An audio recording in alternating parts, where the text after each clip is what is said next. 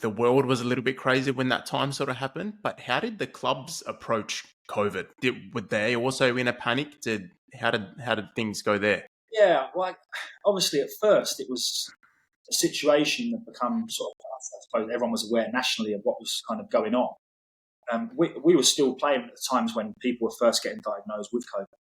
And we always we spoke about it a little bit, but we never really understood it as players or probably as staff as more as anyone else did. But what did become the thing. I actually remember Mikel Arteta contracted COVID, and it became on Sky News.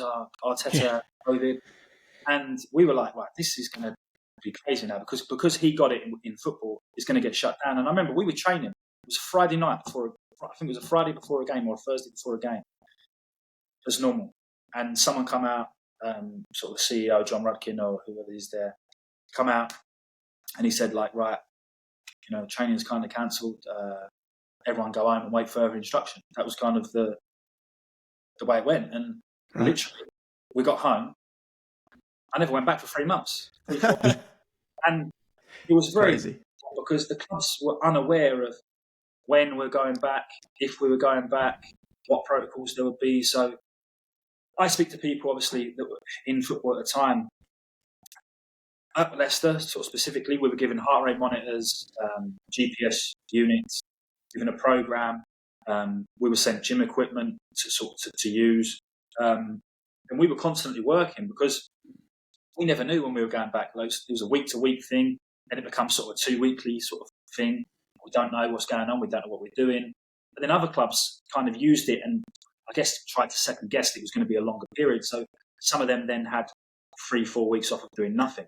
It became working alone at home. Obviously, it was the same for everyone. Not allowed out of the house, not allowed anywhere in the bloody world at the time. But Zoom calls. There were Zoom calls, Zoom meetings, and little things that we were trying to do. I mean, there was some teams obviously around the country that were doing sessions on Zoom. Group gym sessions, group sort of analysis sessions, or just getting together. We were predominantly sort of gym based, following a program that they'd sent, and we were having to be on the heart rate monitors, GPS monitors they sent, and we had to go obviously online, upload all them sort of files and data to send across so they can monitor exactly what we were doing and the condition that we were in.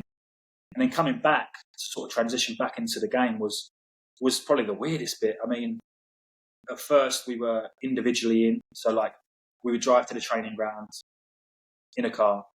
You weren't allowed out the car. You weren't allowed in the building, nothing like that. You would get out of your car, go to a little area that was set up, social distancing, which you weren't allowed near the coaches. You say you'd be working in an area of one-on-one. That would be a running session. At first, there was probably not even a ball involved, with a cross-contamination that he was not allowed to do. And so that became the first sort of couple of weeks. And then after that, it becomes sort of phased in where you could work in groups of 6, I think it was. So you was allowed to work in group of 6 with your social distancing core group. You was only allowed to sort of mix with them. And obviously then it becomes sort of transitioning into sort of full squad practices.